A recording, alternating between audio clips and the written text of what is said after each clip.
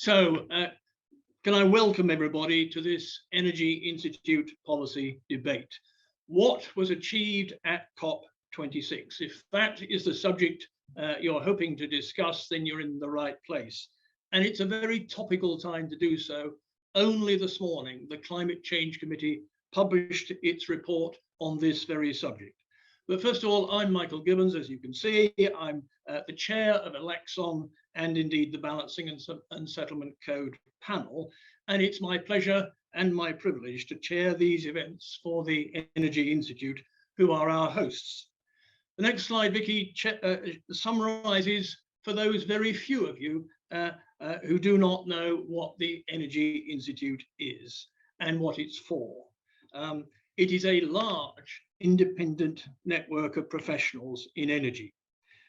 You can see its emphasis on informing and facilitating debates to achieve better understanding of energy issues. So these debates, such as the one we're about to have, play their part in that purpose. And our simple formula has two great strengths. First of all, we attract good speakers, usually three today, to achieve some diversity of opinion on these policy issues that are topical and important. Secondly, those speakers speak for around 15 minutes or so, which in our two-hour session then leaves us about an hour, which is a really good time and opportunity for questions and challenges from the audience, you. And my point here is that this is very much a session, and that particular time is very much led by you. And that's exactly what we're going to do today. But before it does happen, some inevitable housekeeping. First of all, you will no doubt have noticed that your microphones are on mute and your cameras are off. And I agree, it's going to stay that way for the whole time, and that will reduce interference online.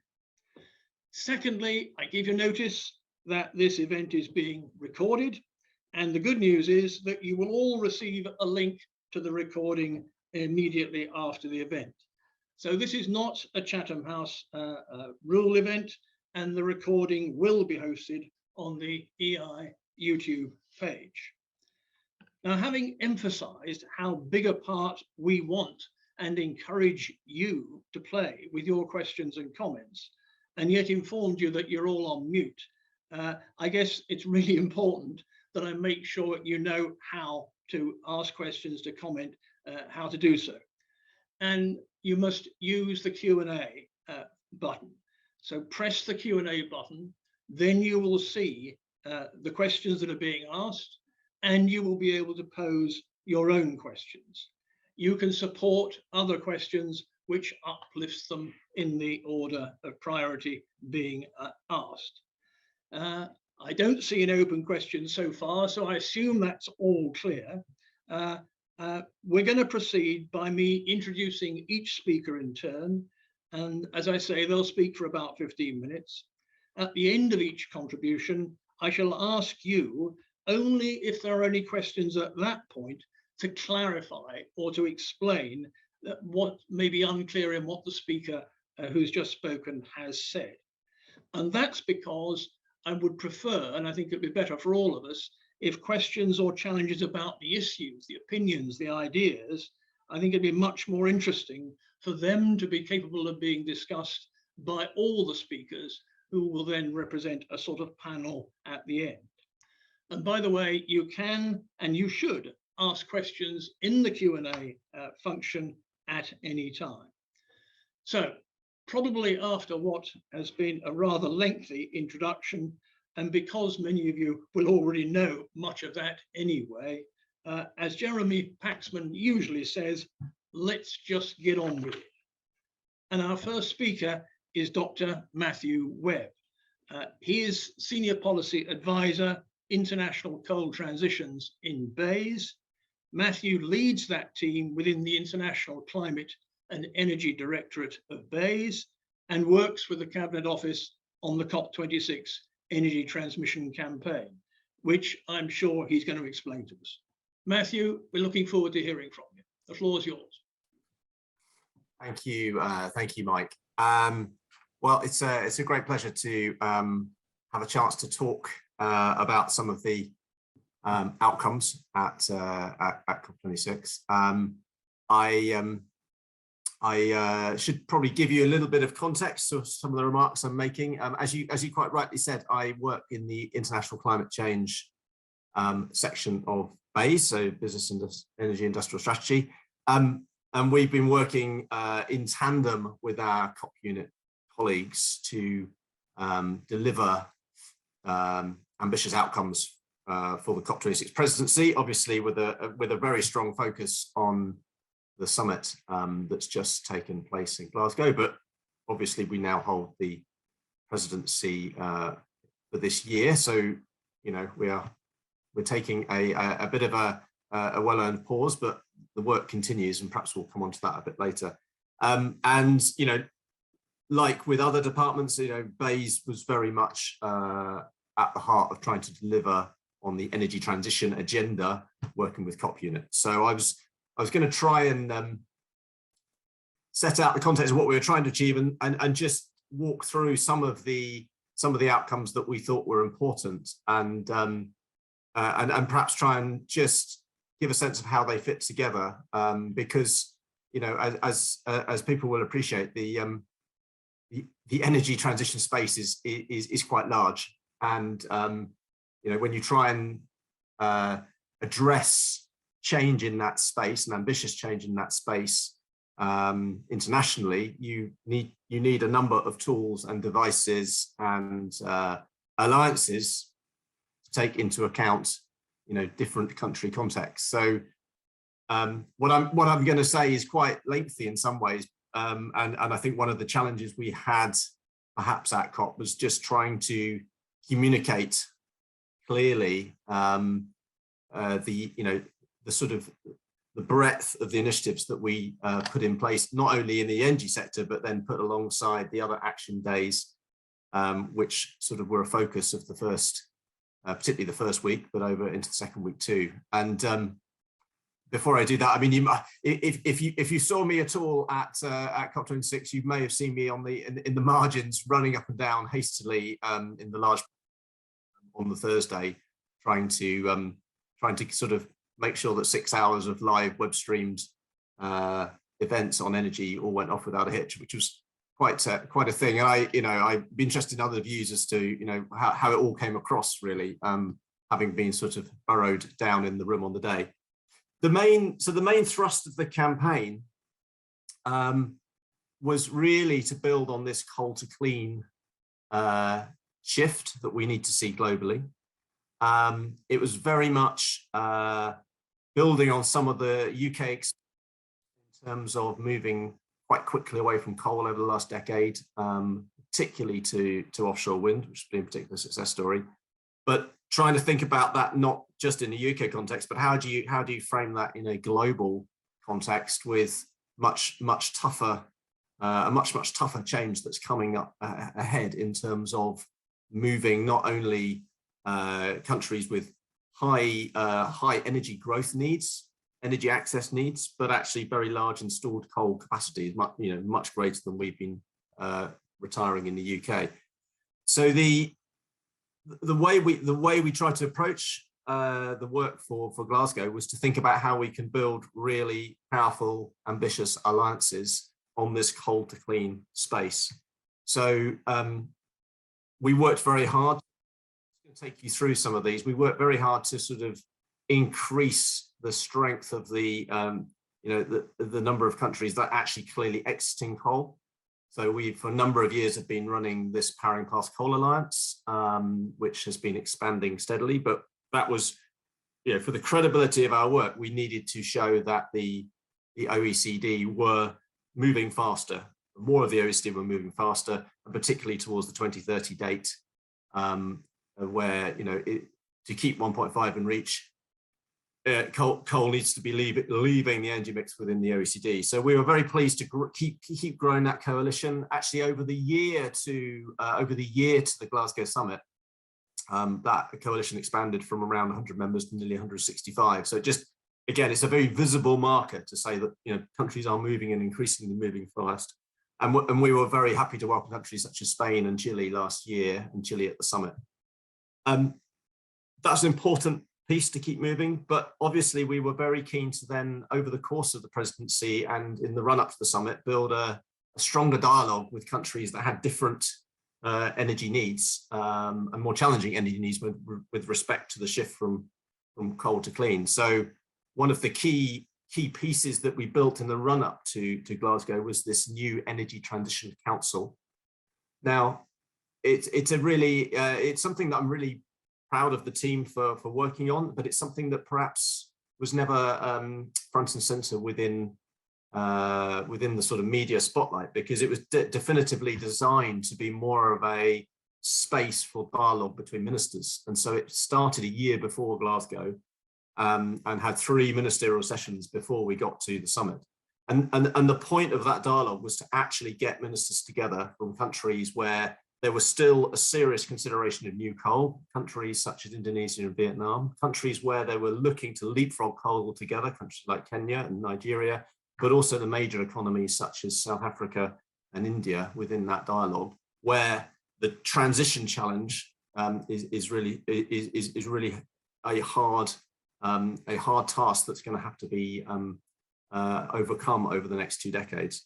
So the Energy Transition Council had a public session on the day where we had a huge number of ministers from the 20 countries participating, but very strong support from developing countries. And I think underneath that, although again it was deliberately kept less visible, we were working with 15 institutions, including the World Bank, African Development Bank, ADB, and technical institutions such as IRENA and the IEA, to make sure that country needs for that transition were being met. And we developed a specific rapid response facility, which answered over 24 requests to a sum of around 10 million in the year leading up to Glasgow. This helped create those conditions for answering the needs of developing economies where they were looking to make a shift away from coal. I'm just going to move on. Again, building out of those conversations, we then saw some very interesting partnerships take place, some very strategic partnerships on the energy transition. And I'm going to just name 2 of them. We managed to launch a very significant partnership with India. We announced this Green Grids Initiative, One Sun, One World, One Grid. It's a slightly cumbersome acronym, but it brought together the drive and spirit and intention of the Indian leadership around the Osawog initiative with a wider group of countries, and we're very pleased to launch this new partnership with the US, France, and Australia, and it's going to basically accelerate the political discussions and hopefully financial and technical discussions around how you not only build out to make better use of your own renewable resources, and I think India's example of shifting its domestic installation target up to 500 gigawatts, that's a lot of renewable energy, and you need to make best use of that. And this idea of actually greater interconnection, greater trading across borders, which is something that we think is going to help unleash the potential of increased renewable deployment. So that was a very significant partnership that developed, which again allowed for a very strong dialogue between developed and developing countries around the energy transition. I'm just also going to mention the work that we're very proud to do with South Africa. Again, we worked in very close consort with our US, French, German, and European Union partners to bring together a fairly unprecedented new alliance with South Africa, which again was looking at how you bring together international resources and activity into focus to help a country that has shown greater ambition on their nationally determined contributions. So, just as many of you will be aware, shortly before Glasgow, South Africa were able to commit to a stronger range for their NDC, and with the lower range of that NDC at around 350 million tonnes being broadly equitable to a 1.5 scenario. So the support South Africa is going to need to meet that range of ambition was in part what triggered this conversation to try and bring international partnership and funding together with a headline total of around $8.5 billion. So those were some of the big pieces in play that we were very proud to sort of push over the line for Glasgow. And again, it ranged from pushing on phase out, and it really walked across to really emphasizing international collaboration and collective action as the only way to try and speed this transition that we need to see globally. Just to touch on a couple of other headline messages that sort of sit around that framework. At the very top level, we did push politically for this a stronger statement, a stronger moment, and we had this global coal to clean statement, which was released on the day. I think it's worth just dwelling on that because it followed a common thread that the UK took around coal, both through its G7 presidency, where we pushed really hard on language for international coal finance phase out, and also coal phase out. And so many of you will be aware that at our G7 presidency, we managed to get the G7 to commit to ending international coal finance. And then that was later, China then made a decision later in September, the UN, to follow suit. So that was, again, a major thread of pushing through multilateral forum, the shift away from coal. That was also then picked up at the G20, where we were able to mirror the text on the international coal finance, but we didn't make significant progress on coal phase out. So the global coal to clean statement on our energy day at COP was very much in that lineage of trying to keep encouraging countries to take leadership positions on the need to move away from new coal finance, to set phase out dates in line with the IEA's analysis 2030 and 2040 for the OECD and non-OECD, and also to put more priority on the just transition. So we had this statement, and there was some significant and very welcome movement around that statement, including from countries such as South Korea and Poland, also from Vietnam and Indonesia, who again understood the moment that COP presents. There's an American commentator who some of you might be aware of, who I think he's called Dr. Volz. Some of you may follow his work, but I liked his expression was, COP sometimes it's like a flashbulb, and it puts a flashbulb on country positions in a very visible way on the world stage. And I think it was, we were very keen to use that statement to see where countries could progress to in terms of their position on coal. So we were very pleased to see that movement from some of the countries we've been working with collectively, moving toward that statement. And I think that statement, and also a separate standalone statement on the just transition, which emphasized the need to act internationally as donors to support countries in the just transition, played a really important platform in that first week of setting that tone, setting that level of engagement, which contributed towards what was widely picked up and commentated on, the outcome that came through the Glasgow Climate Pact, which spoke about coal phase down. And the reason I string it together like that is, there was a concerted attempt by the UK government to use those different documents, those different multilateral forum, G7, the G20, our Energy Day, and then ultimately the UN text to keep building, keep moving forward, and keep iteratively taking the agenda forward on the coal to clean shift. Just to touch on a couple of other pieces, and I'm conscious of time, I will wrap up shortly. I think, again, I'm talking about the work of a huge number of colleagues, both in Cabinet Office and in BEIS, but I just want to link in a couple of other pieces, which I think are very important in underpinning this work on the coal to clean shift. Many of you will have seen the Climate Investment Fund commitment of $2 billion, which was made by a number of G7 countries. The UK was a significant contributor to that fund, and played a very strong role in designing this accelerating coal transition program. The reason I mention that is that when you look underneath the work that we're doing with South Africa, and the work that we may be helping to do through the Asia Development Bank's energy transition mechanism, a lot of that effort is going to come back to building on those climate investment fund investments. So, you know, the use of public sector money, concessional finance, to leverage in, to crowd in private sector investment that helps drive country transitions at the scale we need. It's a very good start, and I think it really helped with our diplomacy and some of our outcomes at Glasgow. But of course, it's you know, the scale of the energy economy that we need to be moving and shifting to keep our 1.5 degree track open is significant, and those efforts are going to be scaled up.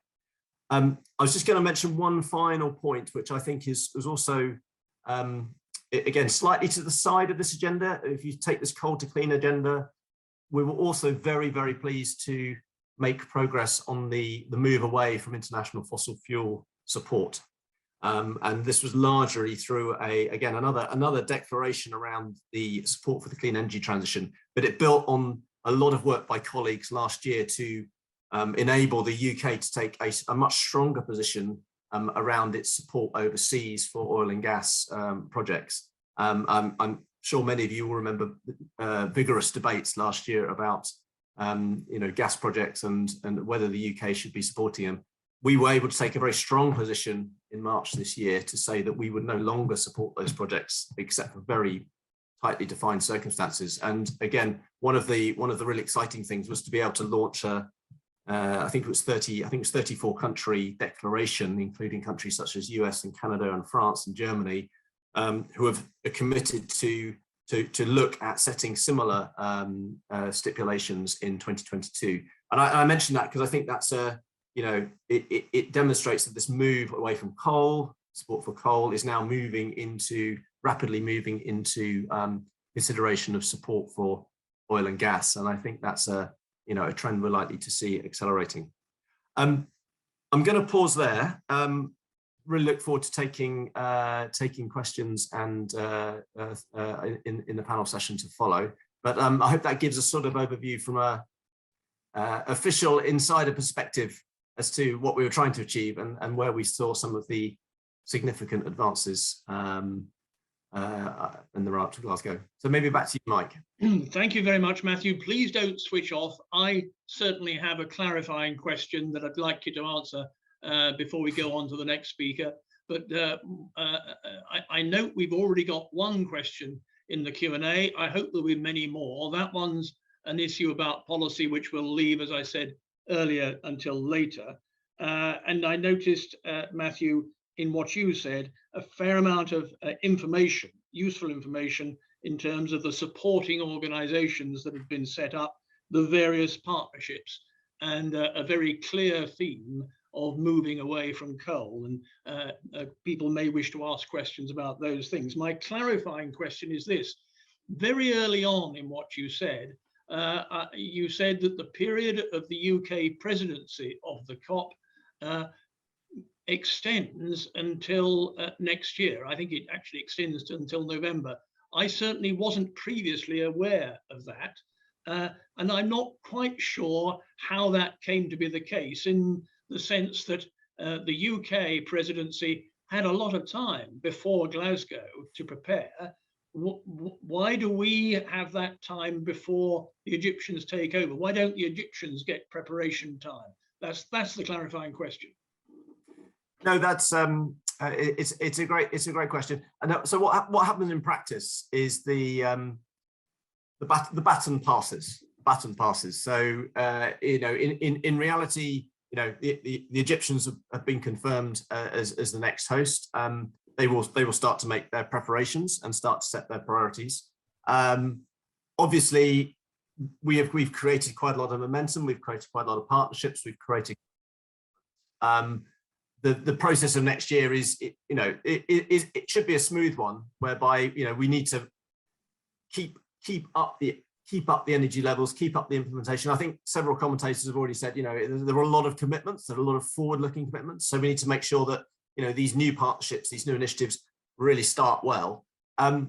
Obviously, as we move through next year, there'll be a process by which, you know, there's the sort of handshake and the handover to the Egyptian presidency. So I would anticipate, within a few months of next year, you'll see more in terms of the themes, the priorities the Egyptians want to put down for Sharm el-Sheikh, and we will try and do a fairly seamless transition into their presidency. It was very different, as you say, for the prep for our summit, because we were given an extra year. So yes. In many ways, there's not the volume of initiatives and announcements and statements that we put out was probably slightly reflective that we did have more time to work with more partners on a more expansive pitch. And so we just need to make sure that these new pieces actually start delivering, move into place. Okay, Matthew, that's really clear and really helpful, certainly as far as I'm concerned. So we'll move on. I see no further questions that are relevant to clarifying what you said, but I remind everybody in the audience that you did say pretty clearly, again, early on in what you said, that you'd be interested to hear of other people's views and experience on how the COP26 event actually went and felt for them. So I encourage people to ask questions or make comments along those lines. Matthew, thank you very much. I'll ask you to stand by and we'll move on to our second speaker. And our second speaker is Gareth Redmond-King, who is the COP26 lead at the Energy and Climate Intelligence Unit. Previous to that, he, for several years, was with WWF UK, where he was the head of climate change, leading policy advocacy on climate change. Before that, he was in DEC, working on support for renewables. Gareth, the floor is yours. Good morning, thank you. I am going to talk a little bit more broadly about where progress was made and where progress was not made at COP, and what this means for the UK presidency. So I may come back, Mike, to the question that you just asked Matthew there about how the presidency works. But thinking about COPs and the question of progress, there's a tendency to talk in terms of success and failure, of winners and losers. I think it's really important to start these conversations by acknowledging, by reminding ourselves that we're all losers in the climate crisis, some more than others, some more obviously than others, some more rapidly than others. But even if we succeed in keeping temperature rises to 1.5 degrees centigrade, we've already lost so much at 1.1 degrees centigrade, and the losses at 1.5 will be horrendous.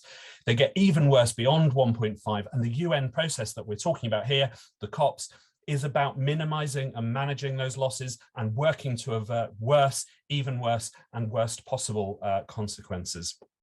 And I think that the reason why it's important to start with that is because I think on that measure, COP26 leaves us with progress and momentum and therefore hope, but it also leaves us with anger and disappointment and frustration from those most vulnerable to the losses and the impacts, that wealthy countries are not acting with the urgency and the commitment necessary. But let's start looking at the progress and momentum first.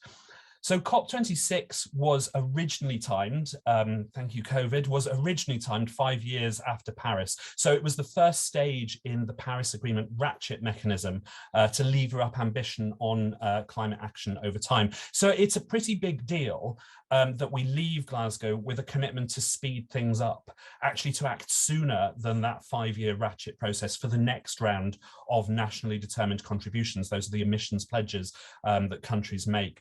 The Glasgow Climate Pact, which is the decision, the agreement that was reached at the end of COP, it acknowledges the science very starkly and is clear both that the aim is to keep warming to 1.5 degrees centigrade, which arguably actually is a strengthening of the position in the Paris Agreement, and that emissions therefore need to be cut by 45% this decade. So it calls on parties, that pact calls on parties to the UNFCCC, to that part of the UN that deals with climate change, that are not yet aligned with that goal in the Paris Agreement, to come back ahead of COP27, so within a year, with stronger NDCs, stronger emissions pledges, and with a net zero target. And then it calls on all parties to come back in 2023, the year after, with enhanced NDCs, with enhanced climate ambition. Secondly, and this goes to some of what Matthew was talking about, Glasgow achieved momentum beyond and outside the NDCs, sending and strengthening market signals in the process. So 109 countries pledged to cut methane emissions this decade. 23 joined the list of nations committed to phasing out coal. 39 countries and development banks promised to end finance for fossil fuels. And nations responsible for 85% of the world's forests committed that they would end deforestation by 2030. A group of countries and companies made a pledge to speed phase out of petrol and diesel vehicles, and a still very small group said that they would end exploration and production of fossil fuels. And we can talk about, and maybe we'll talk about, the phase out, phase down language later on. But I think it's important to say that these market signals, plus the historic inclusion of coal in a COP decision at all for the first time, along with the first mention of fossil fuels since Kyoto, and you're talking some very, very powerful market signals. We've already seen them impact on carbon prices in Europe. We will see them speed up the transition towards clean energy that Matthew was talking about and towards net zero. And for coal in particular, the death knell is louder and clearer after Glasgow.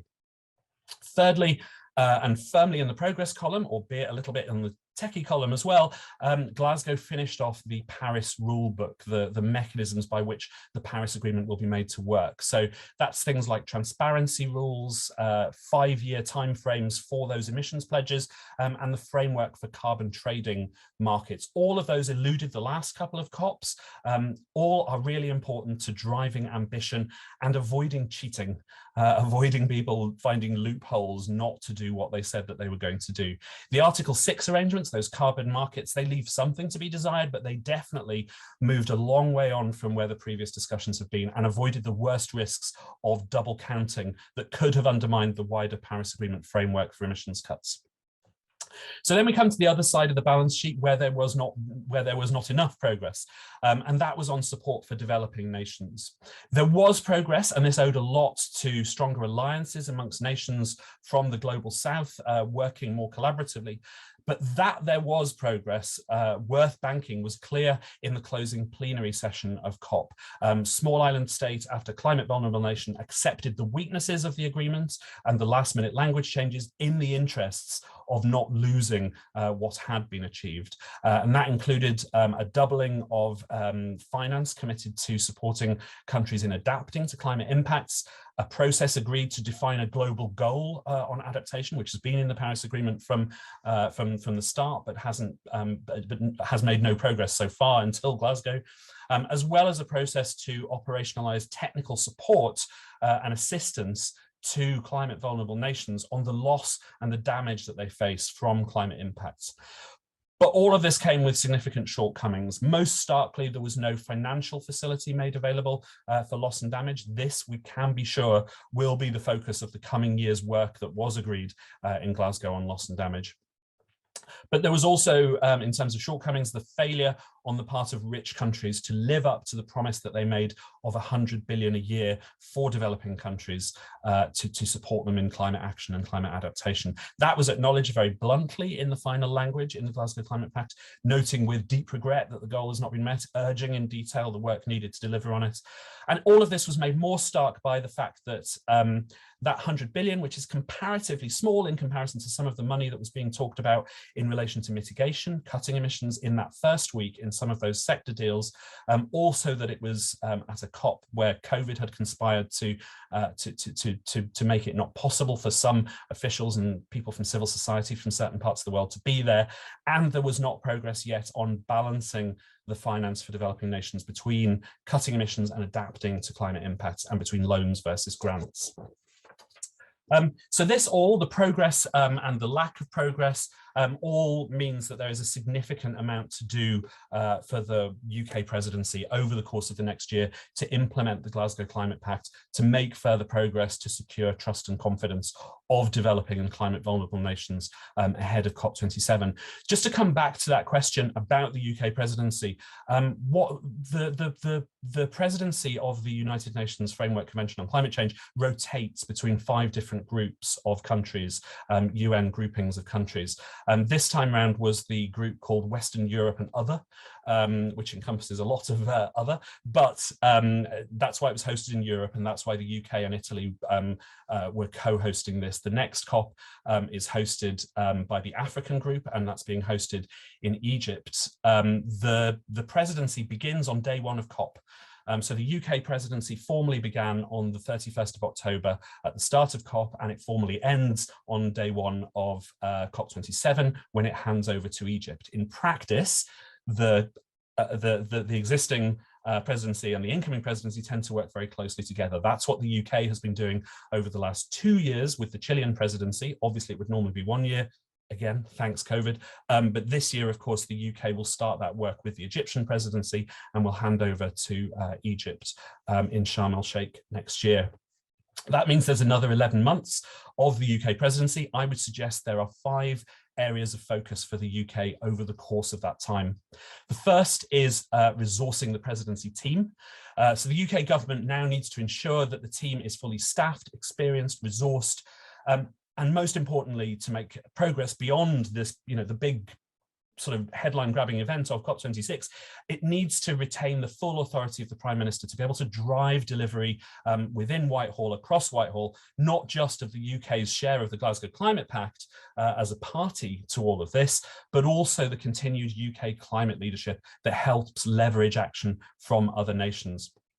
Alok Sharma, as COP president, is going to need to influence and work with his colleagues, not just in other parts of government, not just to do the right thing, but also to avoid decisions that can undermine the UK's position, decisions on trade, on spending, on planning. And I see from the questions that there may already be a question on that in relation, for example, to coal mines. We can expect to hear more on what that sort of resourcing of that team looks like very soon. We've just heard this morning from the Climate Change Committee offering advice to the UK government on what the UK presidency should look like. Second is the diplomacy needed to drive stronger emissions plans globally. We're currently on track globally for emissions to rise by 13% this decade. To be on track to keep global temperature rises to 1.5 degrees, emissions need to fall by 45% by 2030. Hence the acceleration point that I made earlier. So the UK is going to need, the nations who made commitments on sector deals, the things on coal and methane that I mentioned, for example, to be building those into their country emission pledges to strengthen those further. It's going to need the big emitters like the US and China to bring out commitments to short-term actions this decade to get them on track for their net zero pledges. It's going to need the laggard G20 nations like Australia, Brazil, and Russia, who have particularly weak targets, to turn up next year with stronger targets. And it's going to need the wealthy nations like the US, the EU, Canada, Japan, to commit more financial support to enable emissions cuts from big developing nations. And that might follow the example of the deal that Matthew referred to that was announced at Glasgow between the UK, EU and US and South Africa in supporting a just transition out of coal for them. Third is shifting financial flows to support developing countries. Bluntly, more cash from rich nations, hardly any of which are currently giving what anyone assesses as being their fair share of that promised $100 billion, with an honourable mention to Germany and a nod to France. This 12-year-old promise to hit $100 billion a year won't, on current commitments, be delivered until 2023, possibly 2022, but more likely 2023. But beyond what individual countries donate, those wealthy nations, they're also donors to multilateral development banks. They have a job to put pressure on those organizations to shift their financial flows too. That could include furthering a really important proposition that was made at COP by Barbados's Prime Minister, Mia Mottley, for billions in IMF special drawing rights to be made available to fund developing countries' climate action, for example. For the UK presidency, it is likely to need to mean making real some of the wilder claims that were made in Glasgow about how much private money is available. There was an announcement one day that suggested that gazillions were available for climate. They actually said 130 trillion, but I do think they might as well have said gazillions in terms of how real that money was. So there's a job for the UK presidency about making sure that that money, some of that money, most of that money is real on the back of that announcement. Talking about the risk of greenwash, there's also a job for UN Secretary General Antonio Guterres' proposed new body to police corporate greenwashing in this space as well. And on loss and damage, developing countries will be looking to the UK presidency to drive progress on the process that was agreed in the Glasgow Climate Pact. As a wealthy party to the UNFCCC, the UK has one view here, but as the presidency, they will understand how focused developing nations will be on the process in 2022, delivering proposals for a finance facility in Egypt next year. Fourth is expanding and delivering on those sector deals. These were very heavily driven, as Matthew said, these were very heavily driven by the UK hosts at COP. So the UK presidency is going to want to ensure that they and those countries that made pledges follow through on them. That includes, as I said, building them into country pledges, but it also involves holding the individual signatories to account for actually delivering on the pledges that they made, and then working with other nations who initiated some of those pledges to add more countries to the list. On the ending fossil fuel finance, for example, since the announcement at COP, we saw Germany and Belgium sign up to that. And so there's a momentum that can build with more signatories signing up, and then drawing together the pledges on coal, on fossil fuel financing and exploration, on deals like the South Africa deal. About driving, the UK presidency is going to need to be focused on driving progress on that historic commitment in the Glasgow Pact on phasing down coal and working to end fossil fuel subsidies. And then finally, the fifth thing, delivering at home. There's a credibility, an important credibility that comes from doing the right thing and not doing the wrong things at home in the presidency. That means that the UK, and this is some of what the Committee on Climate Change has set out this morning, delivering the policies and investment that will deliver on the UK's own net zero strategy, increasing the UK's own commitment on climate finance, including further country deals like that one with South Africa, returning overseas development aid's commitment to 0.7% of UK GDP, and using its power, the UK's power as a wealthy donor nation to multilateral development banks, but also as the host of the City of London, to put pressure on those institutions to mobilise more finance. Also important for the UK in terms of not doing the wrong thing will be resisting the pull of new fossil fuel intensive infrastructure. Having led the way on coal, the UK should be aiming to sign up to the Beyond Oil and Gas Alliance, setting an end date for oil and gas into the future as well, and leading the way on getting deforestation out of the UK supply chain, including raising the bar on deforestation that is deemed illegal in the country of origin, which is at the moment a relatively low bar. I'm sorry, that's quite a long old list, so I will finish, but I will just make one last point before I do about the COP and the UN process. And that is to say that I think overall COP26 delivered progress and it built momentum from Paris. Before Paris, we were looking down the barrel of around 4 degrees of warming by the end of this century. Last year, with the commitments that had been made, that was still around 3 degrees. Before COP, it was reckoned to be down to around 2.7 degrees. If nations get on track for, and at the end of COP, it's even reckoned to be maybe 2.4 degrees. But if nations get on track for the net zero commitments that they have made, then it could yet bring warming down below 2 degrees. None of these are 1.5 degrees. There's still a huge gap. And if is doing some serious heavy lifting in my last sentence, but there is momentum and the window to keep warming to 1.5 is still open. It's locking countries into this UN process that has achieved that momentum. That and growing pressure from people around the world is what keeps nations tied in to the process, to turning up and making new commitments. We have no immediate alternative to this process, to COPs, to the UNFCCC. And yet people want to tear it down. They want to declare it failed and pointless. Fossil fuel companies and fossil fuel producing states would like nothing more than that to happen. It's the UN process plus people pressure that has built this momentum that we've got to after Glasgow. We undercut, dismiss and tear it down at our peril. Gareth, that's really excellent. And please don't switch off, because I also have a clarifying question for you, but I particularly enjoyed your, and I'm sure everybody online enjoyed your summary of the things that you feel were achieved, the outcomes that were good and positive. I think we also appreciated the ones that you described as suffering from disappointment, even anger, I think you mentioned. But I also enjoyed the last part of the things that happen now, the follow through, the things that must follow. My clarifying question is this, and I don't see any others. So this is before we go to Kirsty. I think it was in the context of the new framework for carbon trading that you mentioned, and your phrase was, it would be avoiding cheating. Now, as I understand it, one of the challenges, one of the understandable challenges with the whole COP process is that there is no formal policing mechanism. So I'm just wondering how you can say that avoiding cheating is possible in that context without there being a policing mechanism. So this is why agreeing the elements of the Paris rulebook was so important.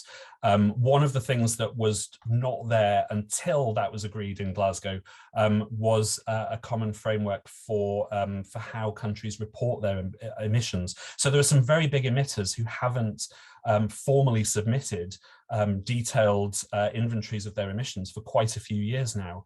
These transparency regulations require those countries to cough up and make clear how they've made those emissions cuts and what they look like, and demonstrate that they are real cuts. Now, obviously, at the end of the day, there still is not a policing mechanism. If a country doesn't do that, then it is solely down to the for want of a better phrase, peer pressure of their fellow nations around the UN table, and the pressure of people in their own country to be open about this and to take action to cut emissions.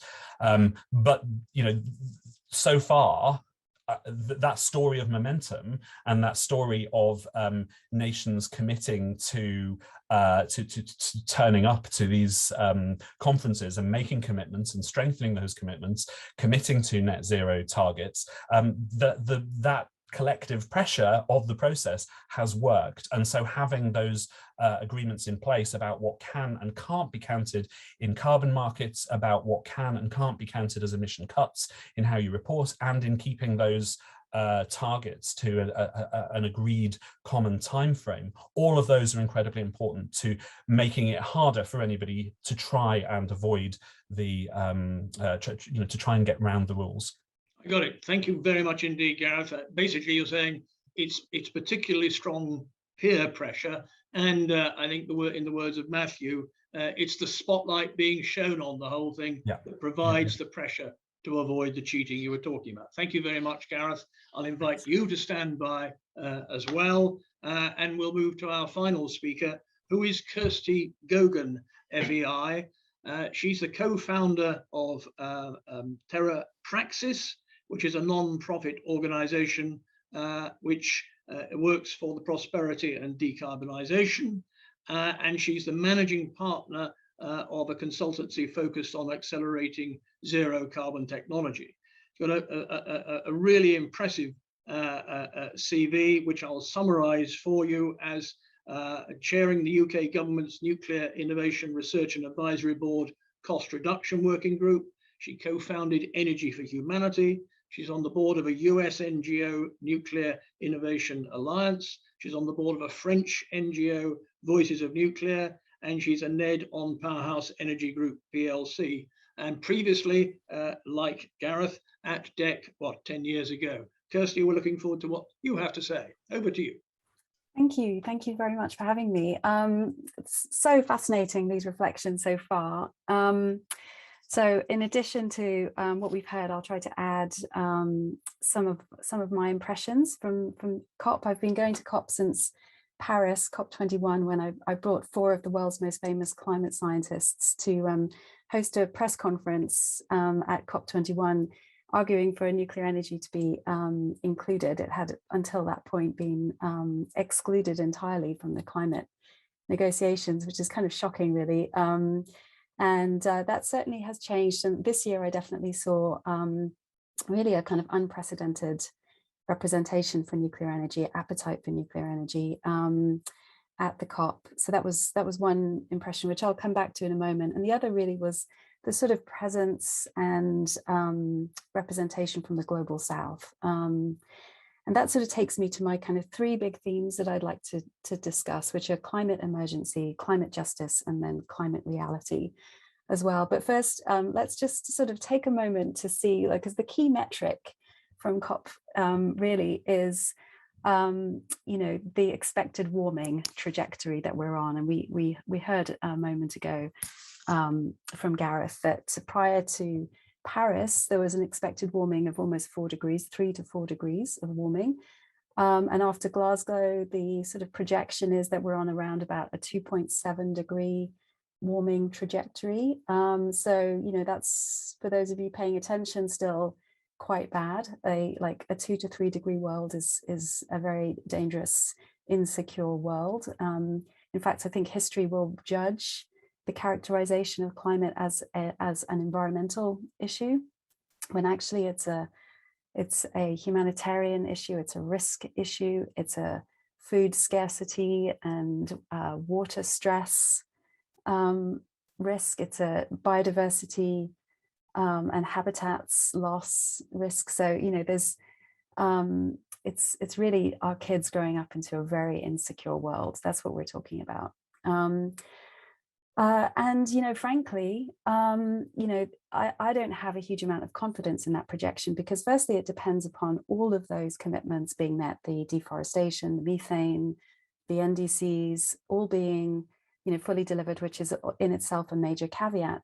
But the other really big gap in those projections is that the absolute absence of taking into account any growth, you know, in rising global energy access. In fact, many of these projections assume a decline in growth, a decline in access to energy. 840 million people today lack access to any electricity at all, and that's projected to increase to 3 billion. Now, that is really at odds with what I was hearing at COP26. Just to give you an example, we hosted the Minister for Petroleum in Kenya, and in my session with him, I asked if, you know, I said I would like to see him coming back to us in a few years' time as the Minister for Clean Energy. But I was asking him what energy access is like in Kenya right now. And he said, well, we've made really good progress. We've increased energy access from 15% to 80% just in a matter of several years. And I said, oh, that's amazing. What does energy access mean? And he said, oh, it means that that many households have a light bulb and, you know, enough electricity to charge their mobile phone and have a light bulb. And I said, oh, so how many people still burn fuels in the home for cooking? Oh, 80% of people still burn fuels in the home. Now, as we know, indoor air pollution is one of, you know, the sort of largest reasons for premature death in the world today. Around 4 million premature deaths per year are caused by indoor air pollution, largely caused by burning fuels inside the home, and disproportionately affecting women and children. And the women, of course, are the ones who are collecting the fuels as well, spending up to 35 hours a week collecting fuels in households that lack access to energy. So, you know, this is a feminist issue, it's a productivity issue, it's a humanitarian issue, it's a public health issue. And these issues are not really being fully taken into account in our climate mitigation strategies. So I'm going to talk a bit now about the climate emergency. I'm going to come back to this climate reality piece. So we're living already in a climate changed world. And I think that was one of the other key features at the COP was the real sense that the climate has changed, that we're already living with really severe climate impacts in many parts of the world, even though we're not really acting like it yet. And, you know, for many people in the world, it's already an emergency, but we're not acting like it's an emergency. And there's an interesting sort of, you know, contrast with the COVID pandemic, where we called it an emergency, we acted like it was an emergency, and we moved from a 10-year to a 10-month timeframe for the production of vaccines. So we should really sort of think about, you know, what we can learn from that global effort. You you know, what would we do differently if we were to act like it's a climate emergency? And at this COP, I still didn't get the sense that we were acting like it's an emergency. And that was despite these, you know, this very strong presence, as I said, of many voices from the global south who are on the front line of the climate emergency today. They're almost like voices from the future, who are describing the impacts that they're already experiencing. And then this brings me to my second sort of big theme, which is climate justice, because it's becoming really increasingly clear that the climate strategies that don't have climate justice at their heart are really at risk of failing in many directions. And I'll describe in some of the ways that I see that risk now. So firstly, it means increasing energy access in the global south. Those countries that are already exposed to those climate impacts today that need to grow their economies, they have to build resilience to the climate impacts that they're already experiencing, which means really massively expanding their access to clean energy. But it also means that the developed world that have contributed, of course, the lion's share of historical emissions have a moral imperative to go much faster in achieving net zero emissions. And, you know, that was a sort of, that's from a perspective of nuclear energy being a kind of controversial issue in Europe and the United States, for example, amongst the sort of traditional green or traditional environmental movement.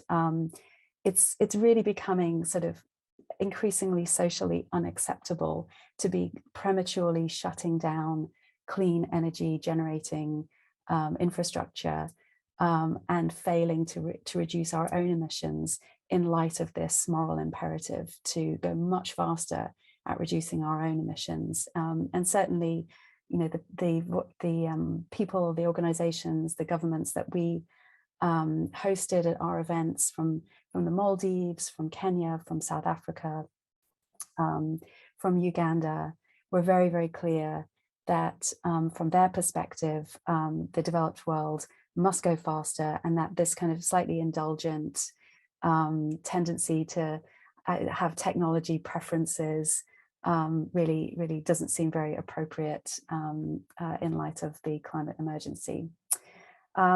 But actually, it also means that climate justice has to be at the heart of climate strategies within our own countries as well.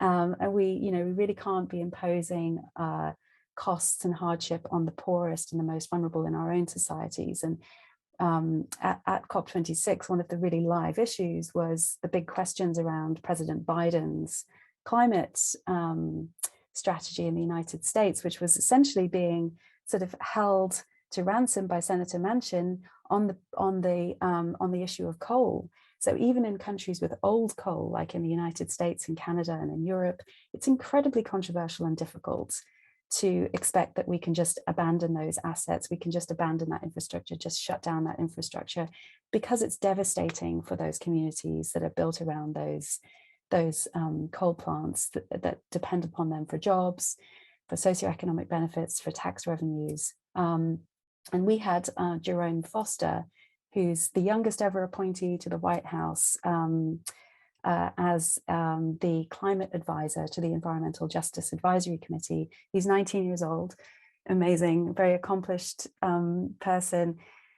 He was speaking at our event about repowering coal and about what an important opportunity that is, not only to create a just transition, but also to unlock the political deadlock that's in the United States right now on the climate agenda.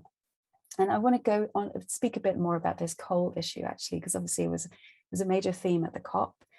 In fact, rather than powering past coal, repowering coal seemed to be the big theme that I was bumping into all the time. And this brings me to my final theme, which is climate reality, because the reality is that this rising global energy demand is largely being met by fossil fuels, and especially by coal, and particularly post-pandemic, as the global economy is recovering, it's being fueled by energy. The economic global recovery is being fueled by energy, and demand for coal and oil and gas is booming, especially after a very cold and cloudy summer and then a warm and still autumn. We haven't seen solar and wind farms generating as much power as normal. And that, combined with the soaring gas prices, has made it really much too costly to rely on gas, and coal basically is back with a vengeance.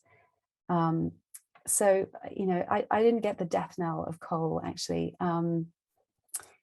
What I got was a kind of a slightly oversimplified characterization of the challenge of coal emissions, which is to sort of see these generating assets as being, you know, producing emissions, therefore shut them down, when in fact these coal plants sit within a very complex ecosystem, social, financial, economic, and energy, you know,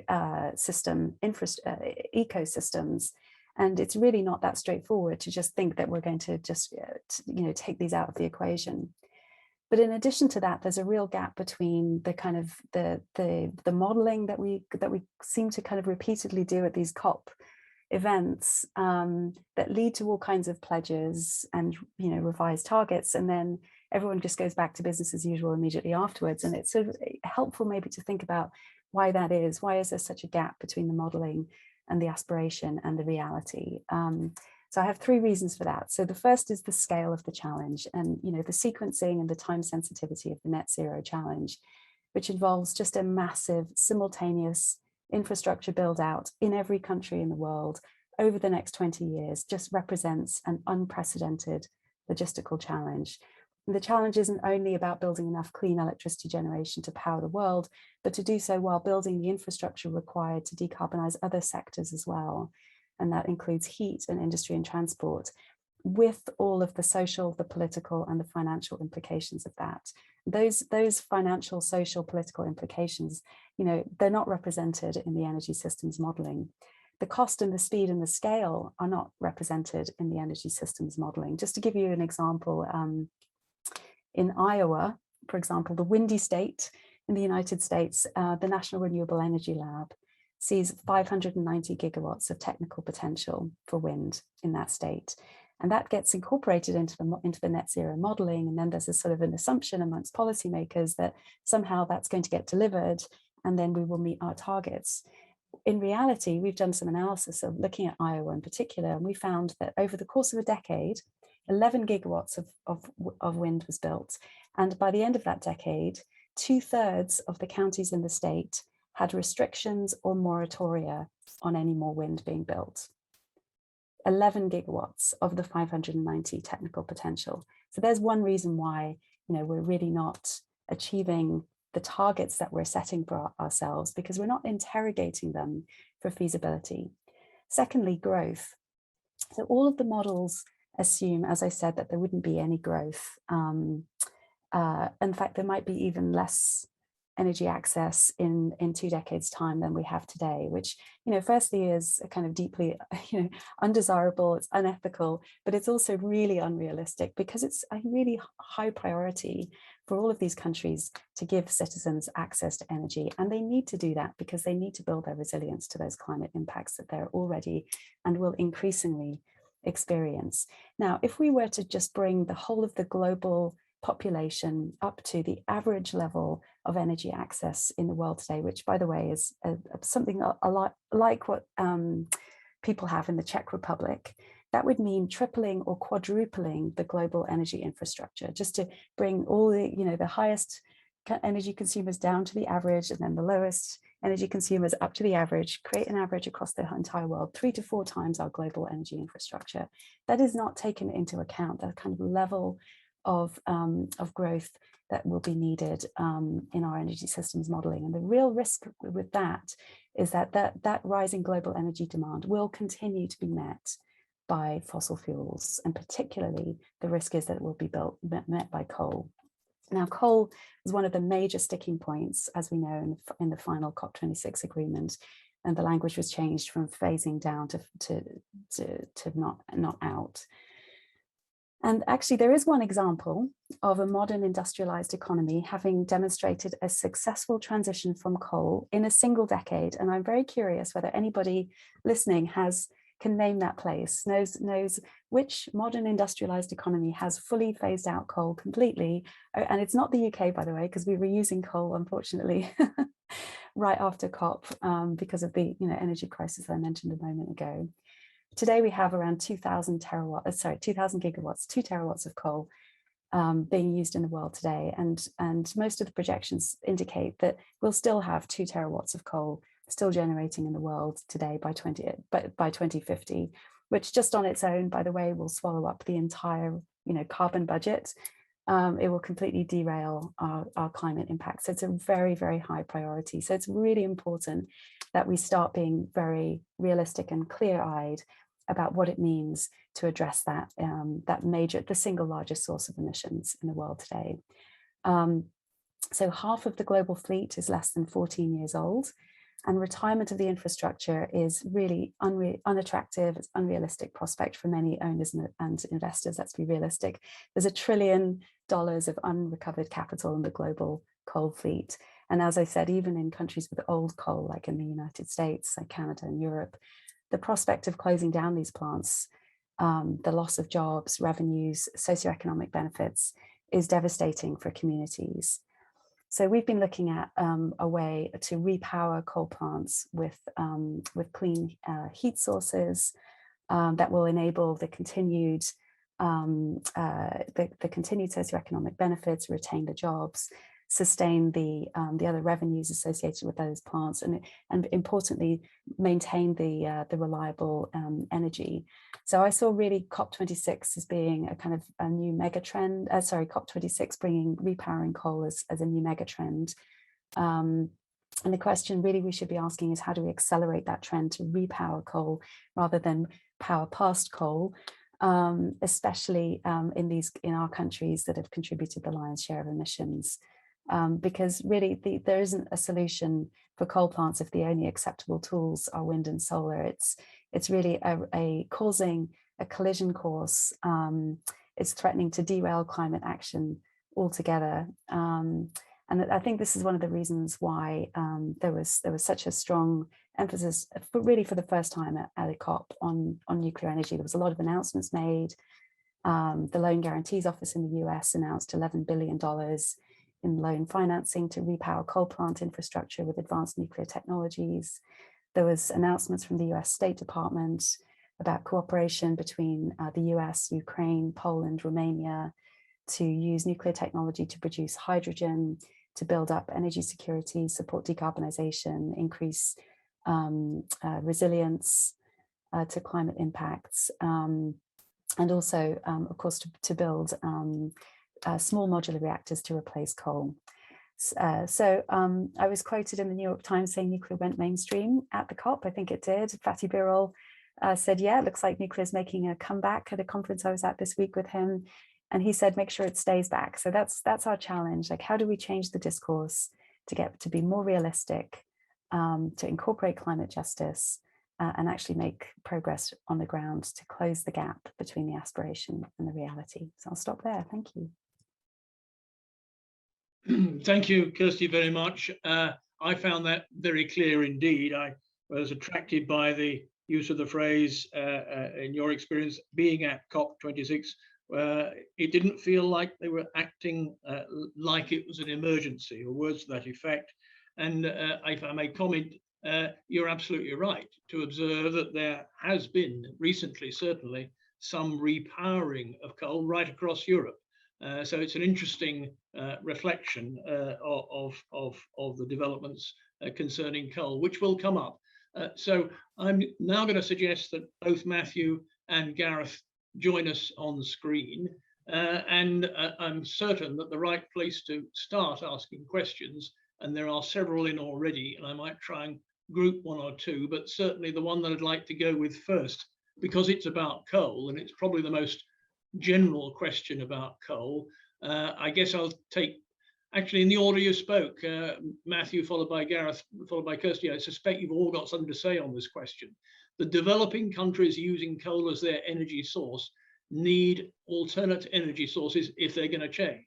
How do they do this in a suitable time envelope?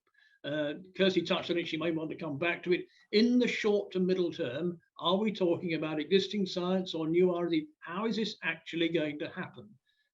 Matthew, would you please enlighten us on the answer to Colin's question? Yeah, sure. And I think I would start by saying that we need. I mean, I want to very much avoid getting into a sort of competitive discussion between the low carbon fuel types here, because I think we need to deploy everything we've got now, and in doing so, we also need to be bringing forward better solutions as fast as possible as well. So it sounds like a very limp answer in some ways, because I think the reality is that in many countries, there is just huge untapped potential to put business as usual renewables onto the system at a great speed. And the one, when I was listening to the exchanges, I was very the country I kept coming back to was experience shown in Vietnam. I think in the fiscal year 2020, 2021, where almost from nowhere they put in, I think, six to 7 gigs worth of solar, and they changed the feed-in tariff, they changed the regulatory structure, and suddenly, so an unprecedented build rate of solar, where conditions are good, where you change the government policy shifted, and you can roll out very quickly renewable energy. Now, the uptick curve in the North Sea for offshore wind as well is impressive, and it is not without challenges. So I think a lot of the heavy lifting can be done by existing technology, and I think again, looking at where solar PV pence per kilowatt hour generation rates have got to, admittedly in the most favorable parts of the world, and particularly in the Indian market, getting down to 1.5 cents per kilowatt hour, you can undercut anything else. You can undercut anything else that requires refueling. Now, you do need to think about, and this is where I come back to the, you do need to think about how you interconnect, how you use that, and you do need innovation in the system balancing infrastructure. And even in the UK at the moment, we are doing very good innovative things on the national grid, to simulate inertia, make sure there's enough story, frequency response. So there is innovation needed. But I think a lot of heavy lifting can be done by just speeding up the deployment what we have now. But I have to say, I'm not certainly not disagreeing with some of Kirsty's analysis that in cases where you've got a very heavy base load existing infrastructure and you've got some quite new assets, you may want to think about some other options. And certainly the in certain circumstances, that repowering option, has been gaining some traction. So I think it's good she's thrown that into the mix as well. So there you go. I fudged it entirely. I think we need to do as much as possible of what we have now, and it's technically not that difficult and undercuts a lot of even existing plants. But that doesn't negate the need for exploring pretty much every other option we think needs to come into play by 2030, and going back to acting as though this is an emergency. There you go. Back to you, Mike. Thank you, Matthew. And when we get to Kirsty, I'll make sure I press her on what practical things she has in mind when she talks about repowering with a clean coal alternative. Gareth, I wonder if for your answer to this question, I might wind in the first part at least of Robin's question at 11:42. In terms of making the total phase out practical, do we need carbon capture and storage? And that includes as regards coal. Gareth. So one point to make about all of this is that the UN process recognizes something called common but differentiated responsibility in all of its discussions and negotiations, and that is to recognize that countries are at different stages of development, and that countries need different things to stop that development from stopping in its tracks. So this to some extent applies to the point about coal and the transition away from coal as well. And we heard some of those arguments made very clearly at COP, including by India, but also the countries that we are talking about here who are still heavily relying on coal are also very clear about the damage that continued reliance on coal will do to them in terms of the economic damage as it becomes more expensive in comparison to other things, in terms of the health harms to people, And in terms of the pollution effects, so harm to people's lives and livelihoods around the areas of, places like the Sundarbans around the coast of Bangladesh, for example. And this is why countries like China and India, who are, of course, the biggest countries relying on coal and continuing to rely on coal, are committing to end that reliance on coal. They haven't set a date yet, but, China has committed to peaking coal in this decade. China is the biggest investor in the world in EVs. It is one of the biggest producers of solar and investors in solar. It is second or third behind us in terms of investment in offshore wind. It is investing in the alternatives to reliance on coal. India has set a net zero target in line with science, in line with Paris, the 27 target is. And made a phenomenal commitment around the gigawattage of renewables it will bring on during the 2020s. The important thing about India, as relates also to the South Africa deal that we talked about earlier, is that can only be done with significant help from wealthy countries who have already benefited from coal, who have already gone past coal. And whilst all of that happens as well, there is also no real excuse for wealthy developed nations not to get past coal quicker, to recognize the continued reliance of developing countries on coal. So it's great that Germany has now, under the new government, committed to an earlier phase out date for coal. Look at the way that Canada is managing its coal phase out. It's not simply wandering around closing things down. It has a very imaginative approach to just transition that involves unions and workers and companies and communities impacted by it, as well as central governments. So this is a complex process and is not simply about rich global North folk wandering around shutting down factories and making poor people even poorer, not least because large coal power plants are not straightforwardly the solution for people who need energy access in poor rural parts of many of the countries still relying on coal. That sort of decentralized power that is provided by smaller scale renewables is much more likely to provide the solution to energy access in shorter time. Coming to the carbon capture and storage stuff, I mean, sort of yes in theory, but it's still in scale some way off. And the problem is that what we're talking about here is that is action that we need to take this decade. So there is very little, I mean, there is relatively little carbon capture and storage in place now that demonstrates the sort of scale necessary for that to be the solution this decade, the sole solution this decade to coal. That's the problem with it. But clearly, if that problem can be solved, then it can be very clearly part of that solution. Okay, I just want to press you on one point you mentioned before going to Kirsty. You suggested that at least in some parts of the developing world, it would be better and more economically effective, I assumed you were saying, to have more localized community renewable projects than big centralized power stations. If that's the case, what stops it happening? Investment in infrastructure, the grids necessary to carry power from a large coal-fired power station near a city, which is built near a city because that's where the industry is likely to be in most countries. The infrastructure necessary, the grids necessary to carry that to out into rural parts of the country, never mind into tiny little villages that are very, very far away from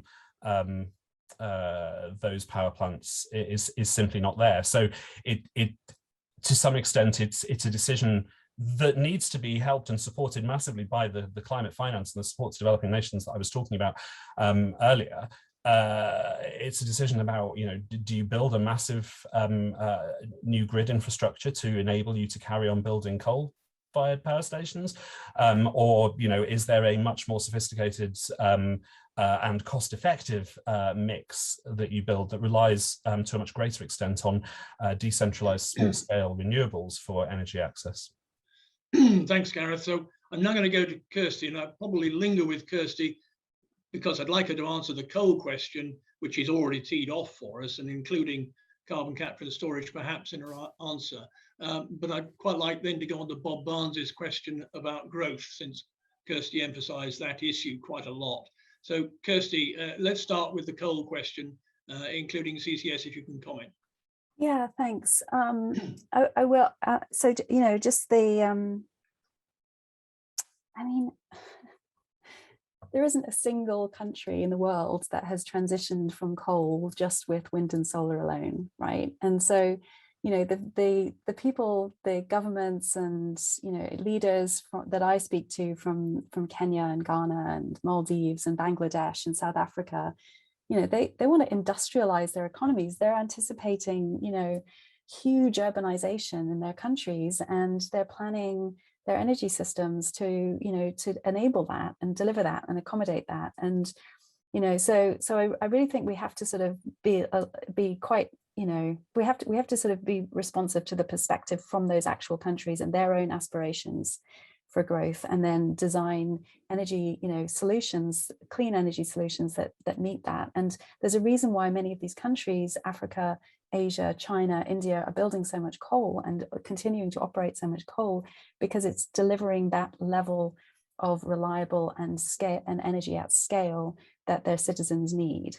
So that's, you know, that's an important reality that we need to sort of integrate into our design of climate mitigation strategies. And that's what we're doing with our Repowering Coal. We're trying to go with the grain of the real energy demand that we see, of the real energy consumption that we see, the demand not only for that reliable energy within those countries, but actually also for the jobs and that sort of ecosystem of socio-economic finance and so on, ecosystem that goes around those plants.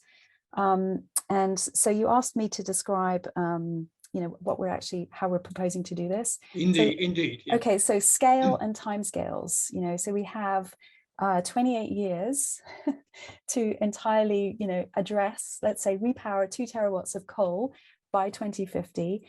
And, you know, that is a very large scale, that's a very large demand, right? So even in the US, 260 gigawatts of operating coal today, that's extremely controversial and difficult to shut down. It's devastating for those communities. It's causing huge political turmoil within the country, and particularly creating very real division around polarization around climate action. You know, it threatens to really kind of divide the country around their you know, commitment to climate action. So the opportunity to repower these plants with small advanced heat sources, which are advanced reactors that are being commercialized over the course of this next 5 to 7 years.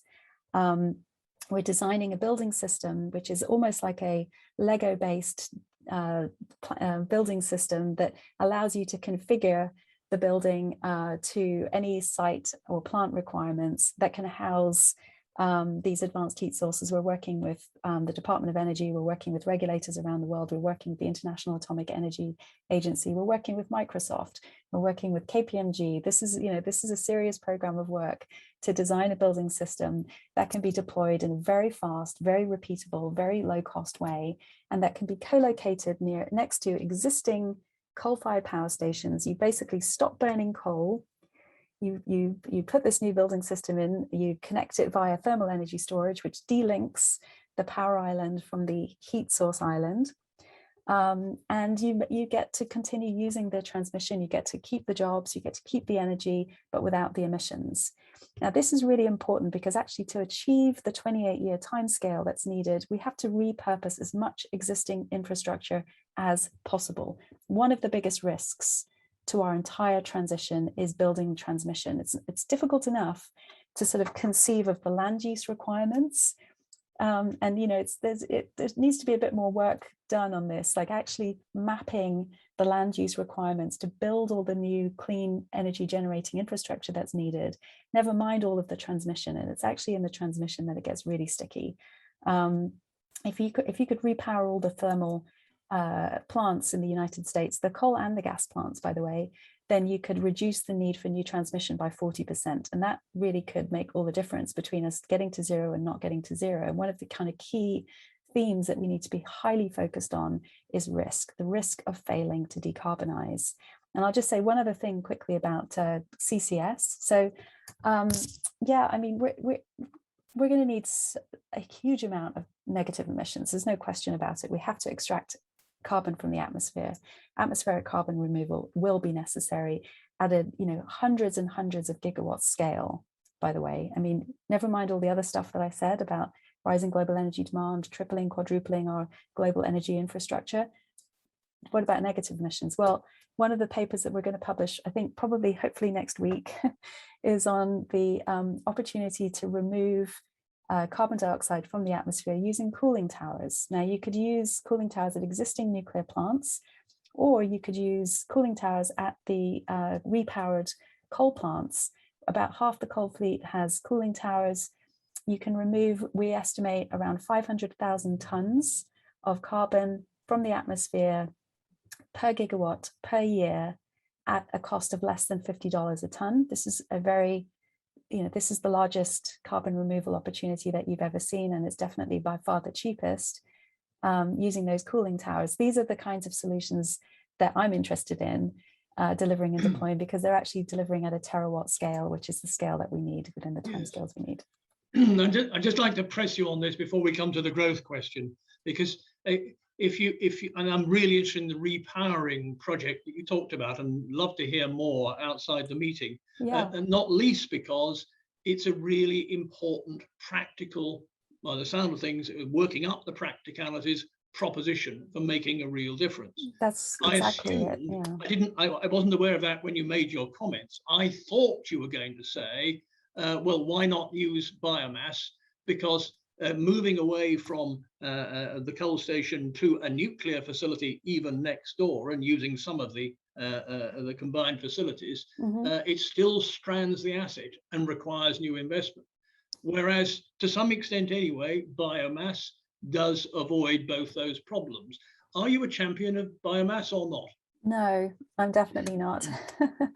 In fact, I also have another sort of big work stream looking at the production of hydrogen-based clean synthetic fuels using advanced heat sources, which can again achieve the kind of scale and costs that are relevant to the fossil fuel use. That we use 100 million barrels of oil per day right now. So we're going to need very large scale solutions to address those two problems of coal and liquid fuels. And frankly, nuclear is extremely underrepresented in the climate discourse, but extremely promising. It's one of those very highly impactful and highly neglected opportunities. So, it could give you some cause for optimism. If we applied the same creativity, determination, and resources to making nuclear as useful as we have done for wind and solar, we could actually start making some progress on achieving net zero. I should say that when I Googled you last night, Kirsty, somebody had described you as a titan for nuclear, or a nuclear titan. I think we're beginning to work out why. Let's move, staying with you, Kirsty, because it's directly addressed to you, the question from Bob Barnes about growth. The first part of which sums it up. Given our planet's finite quantity of raw materials, is there a limit for economic growth? Yeah, I mean, I talk about the constraints that need to be considered within the net zero transition as being costs and speed and scale and space, but also supplies. So I've talked quite a lot about the cost and speed and scale and space constraints that are really, material constraints in our net zero challenges. But actually supply chain challenges are very, very difficult as well. And that's in terms of human resources, as well as in terms of materials, particularly rare earth minerals that will be needed, and the competition for those. Just to give you an idea, for California to achieve its 200 gigawatts of solar target, they would need to have, the project developers, assume that 9 out of 10 projects that they have in the pipeline won't happen. So that would mean that they'd need to have 10 gigawatts of solar. To achieve 10 gigawatts of solar per year, they need 100 gigawatts of solar in the pipeline every single year for 20 years. And by the way, if they fall behind and they don't manage to deliver the 10 gigawatts of solar, then they have to make up for it the next year. So the scale here that's required in terms of the people, the human resources, it's eye-watering. And you know, the last thing that we want to do is to start, you know, colonizing parts of the world that can deliver the resources. We heard recently about China, you know, buying up, you know, mines in the Congo, for example, and, you know, basically seizing control of these, you know, strategic assets. It's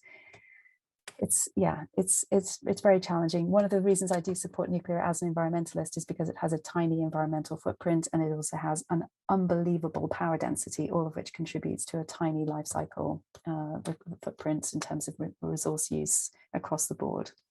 Okay, well, there are a number of supporters in the questions column. I guess I'd quite like to ask Gareth the growth question as well, and I'm giving Matthew a heads up that I'll come to him on the steel coal question, which was the first one asked. And then I'm going to ask you all about gas prices at the moment. Don't they represent something of an opportunity? But let's go in order. First of all, Gareth, do you want to pick up the question that just highlighted with Kirsty about growth and limits to growth? Do you have any comments on that issue? Not a lot to add, I don't think, but just that, you know, it's about the type of growth, the nature of growth, and how what we value in an economy to some extent needs to change in the developed world. That being said, you know, the UK has significantly cut its emissions over the last few decades, whilst still growing its economy. Now, there are significant problems to how we are growing our economy, and you know, that's going to face us with some very difficult decisions in the coming years around how we, you know, what we invest in terms of fossil fuel intensive infrastructure, and how we support communities and industries away from reliance on fossil fuels. But I don't think anything to add to what Kirsty said or to what I said before about the nature of clean growth versus continued sort of reliance solely on coal. But just one other thing to add to some aspects of this conversation is I think it's not necessarily helpful for us to kind of be drawn into you know, technology versus technology versus technology. These technologies are the answer. No, these are. This is, you know, they all are. Like, clearly we're going to need to extract large amounts of carbon dioxide from the atmosphere over the coming decades. But we can't extract large amounts out of the atmosphere through technology right now. So we need to do other things in the meantime while we develop that carbon capture and storage technology. Nuclear is great that we have in terms of the generation, but it's very expensive to build new. And we've already, you know, the nuclear power station that's being built in the UK is a decade overrun. Only yesterday. That's actually not correct, Gareth. It's I'm sorry, but it's not a factual statement. It is a factual statement. It's not. Let him finish his point anyway. I'm supporting your point and the point of others that technology shouldn't simply be ruled out by environmentalists as not being part of the picture. They clearly are part of the picture. My point is solely that at any given moment, we need the mix that we can have at the moment. We need the mix that we can afford at the moment. We need the mix that the technology allows us at the moment. And we need to keep investing in those longer term things like carbon capture and storage. And yes, perhaps that also includes nuclear. But right now in the UK, nuclear is very much more expensive than wind. For example, it is very much more expensive than other technologies that we have available to us. And so that's why it's immediately problematic. It's not the immediate solution, but all of the solutions in all of the countries that, you know, around the world, there's a mix of stuff that we need here. Some of it is more affordable than others right now. Some of it needs a lot more investment because we're going to need to rely on it. All of these things are in the mix, and I don't think it's very helpful for us to get into a sort of this technology is better than this technology, let's rule out this technology kind of conversation. No, that's the point you're making. Matthew, you get a slight reprieve on the coal, the steel making question, but only for a short while, because I think I should give Kirsty the right of reply on the point that Gareth just made.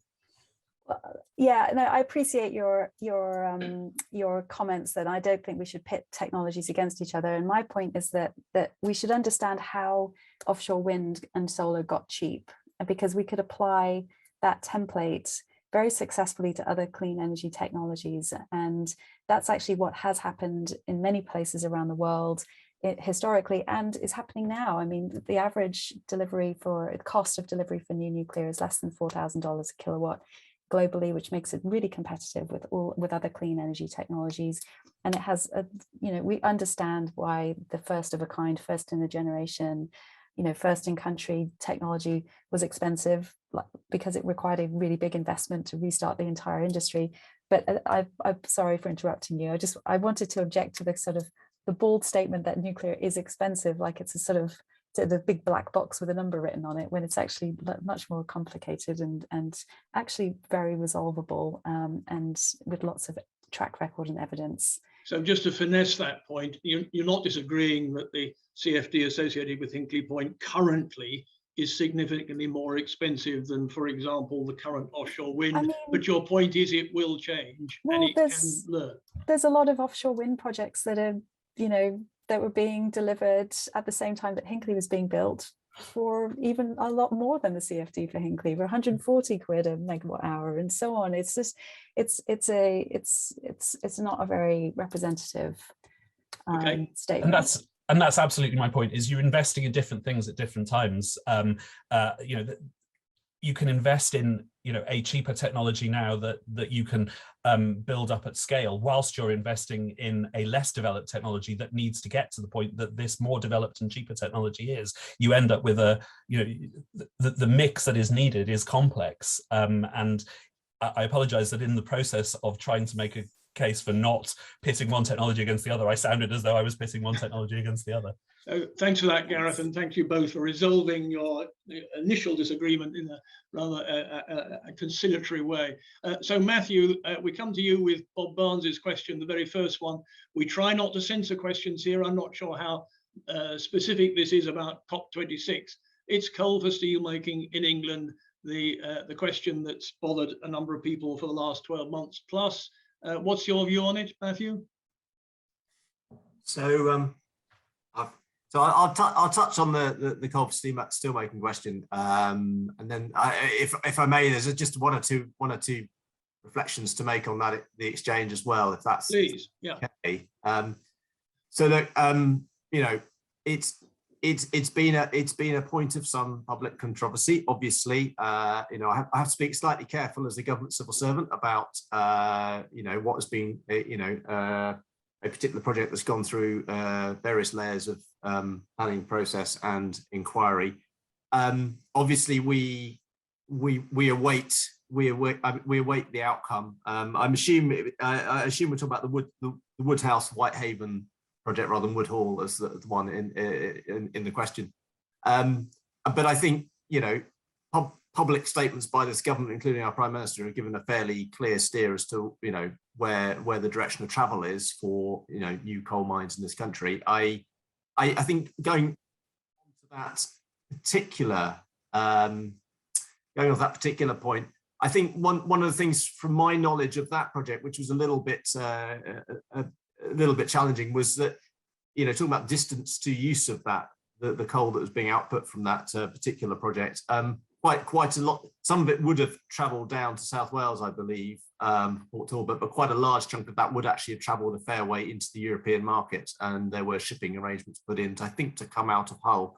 So I think, not to dodge that question, but I'm not sure that even thinking about the proximity of the coal to where it's going to be used, I'm not sure that was necessarily the strongest argument for that particular project in Whitehaven.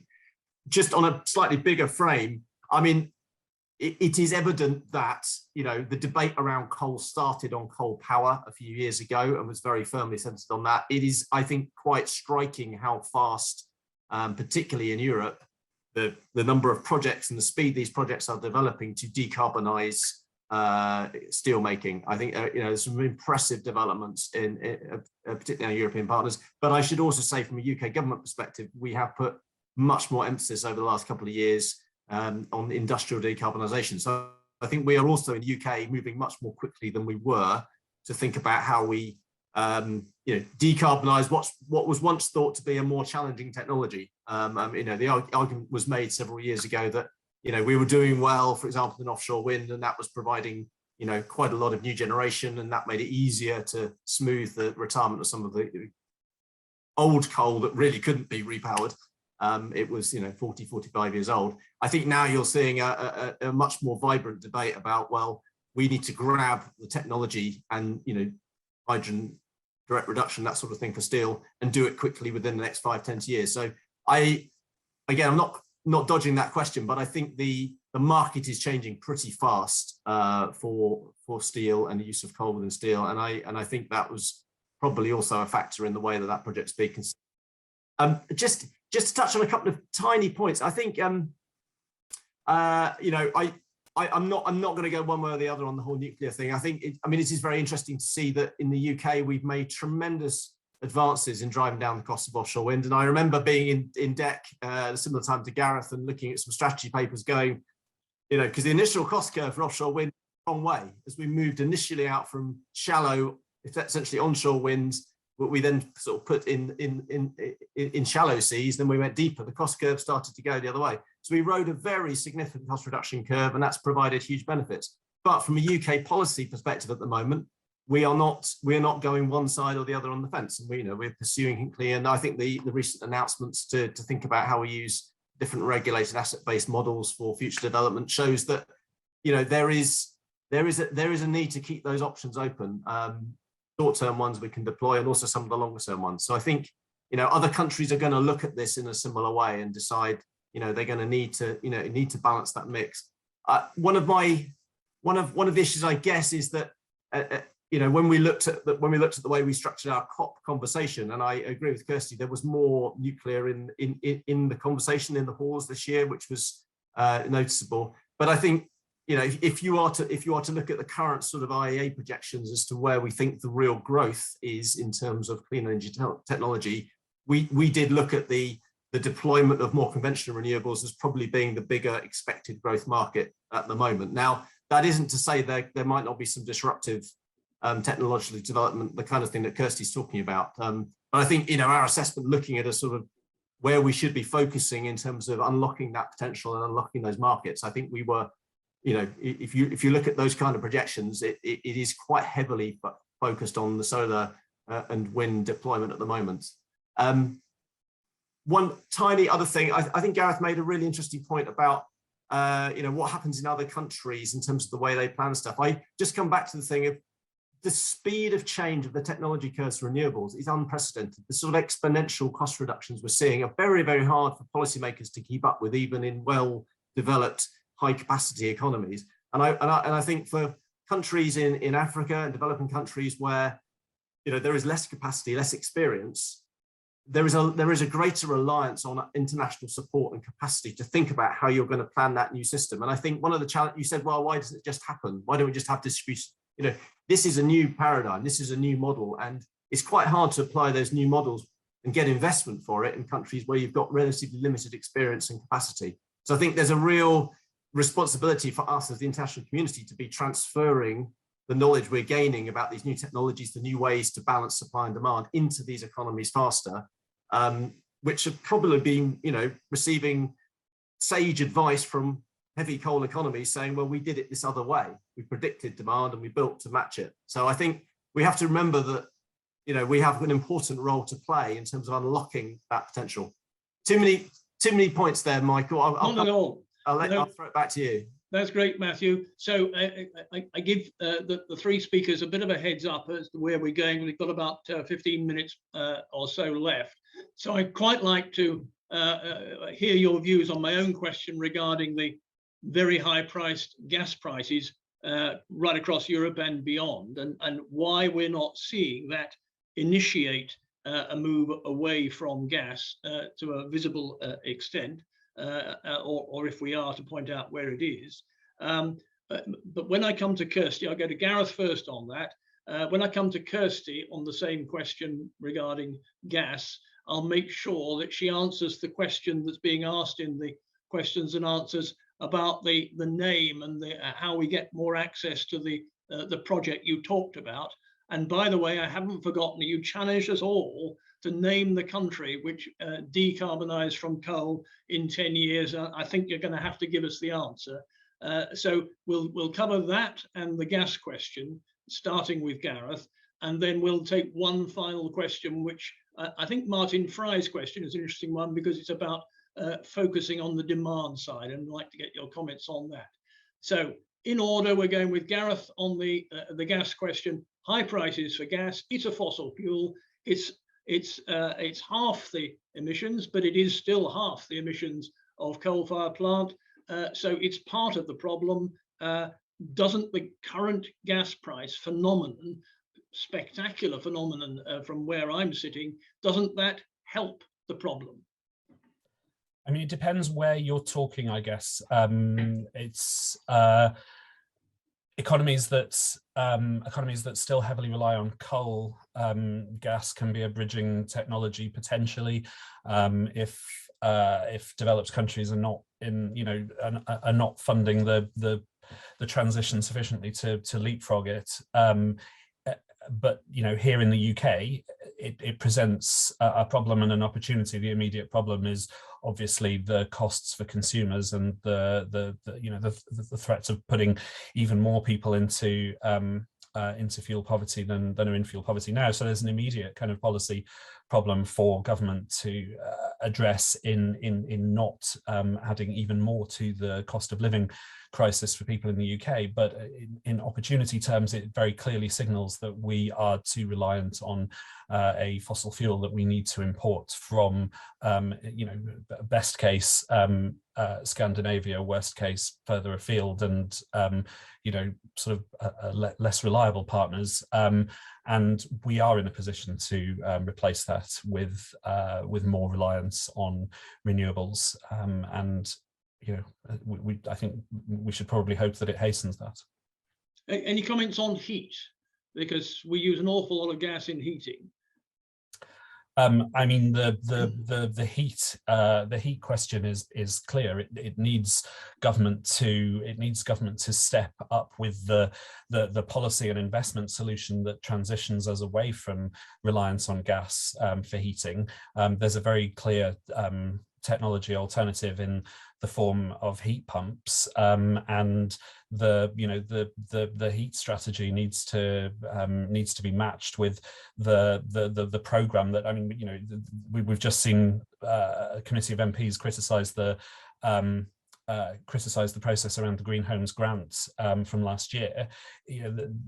That was quite possibly the solution, but just not carried out properly. The heat pumps present the very clear alternative to gas here in the UK. So that's kind of what we need to see. Yes, my point essentially was there probably will never be a better commercial case for moving away from gas than exists at present. But we're moving to Kirsty, so interested in your comments on gas, but please do tidy up the other two things. Give us access one way or another to the project, the serious project that you talked about earlier, and please answer the quiz question as well. Oh yeah. Yeah, I suppose the question is transition to what? It's like what's happening is that we're seeing a total rebounding to highest ever levels of resurgence of coal in 2021. So actually we're moving away from gas and back to coal, even in the United States and in Europe, but also of course in other parts of the world as well, because gas prices are high and security of supply is an issue. So it's really very challenging. And the answer to the quiz question, I'm curious if anybody on the panel knows. No, Matthew, I'm waiting to see. I actually don't. I thought maybe Costa Rica, because they're often the answer to any question that involves a country that has done really well on climate action. But I don't know for sure. I did make an important, there was an important detail, which is modern industrialized economy. Right, then no, clearly I don't know the answer. Well, I wasn't sure whether you were saying from the point they committed to phase out to actually exiting, was that a 10-year? No, there's definitely I'm really looking for the actual phase out rather than the commitment to phase out. It's actually happened. Yeah, it's actually real. happened. It's real. Isn't it You're going to have interesting to put us that out we of our don't misery. know?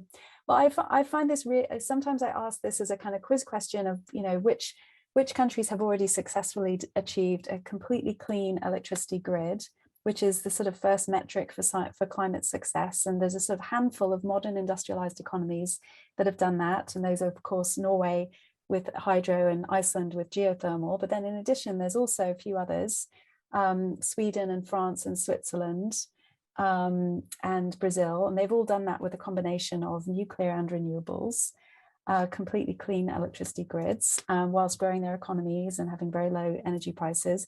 But the economy, I should say, it's a bit of a trick question, because the economy that has successfully phased out coal completely is Ontario. That suffered terrible smog days, terrible air pollution issues, and have now completely eliminated coal from their energy mix. And of course, they've done that through a combination of nuclear and renewables. And actually, yeah, the UK has made a really good progress as well, but hasn't entirely eliminated coal. But it's done that, yes, partly through building out renewables, but also by switching from coal to gas. And of course, importantly, by maintaining its nuclear fleet. So it's really, you know, the whole energy system perspective. And it's really shocking to me, actually, that in our climate community, more people don't know these case studies of what real success looks like and how we achieve that success, because really understanding that might help us make progress in other places too, because it's very transferable to many places. Yeah, that's an interesting point. And I observed that the Canadians were also leaders in carbon capture and storage technology with Boundary Dam, not in Ontario, of course, but nevertheless, they've shown great commitment to leadership on this issue. They have, and Canada is going to be a really important partner for us in the Repowering Coal initiative as well, where they're also developing, you know, many of the innovative nuclear technologies that will be very applicable to this application, and they're recognizing that this would be an ideal way for them to overcome the sort of public resistance, the social resistance to the clean energy transition by enabling the continued benefits in those communities. How can you put the audience in touch with the repowering project information? Yes. Now, I don't know if everyone can see the chat, but I did put a couple of links into the chat. Okay. But it'll be in the chat. Yeah. Okay, that's very good. Kirsty, now let me come back to Matthew if he wants to comment on the gas point, but then I'll ask him to begin the answering of what I think will be the final question from Martin Fry, which is basically about the demand side. He said all this debate has been about the supply side, but the demand side, in his view, has a key role. And I won't read out the question, it's there for everybody to see, but gives a number of examples to demonstrate his view that it has a key role to play. So I'd be interested in your comments on that. And given that it will be the last question, if you want to add a final message, you know, one thing that you would want to do if you could wave the wand, then that will be the time to say it. So we'll start with Matthew. The gas question is still with you. Isn't this an opportunity? And secondly, could you please move on to the Martin Fry question? Matthew.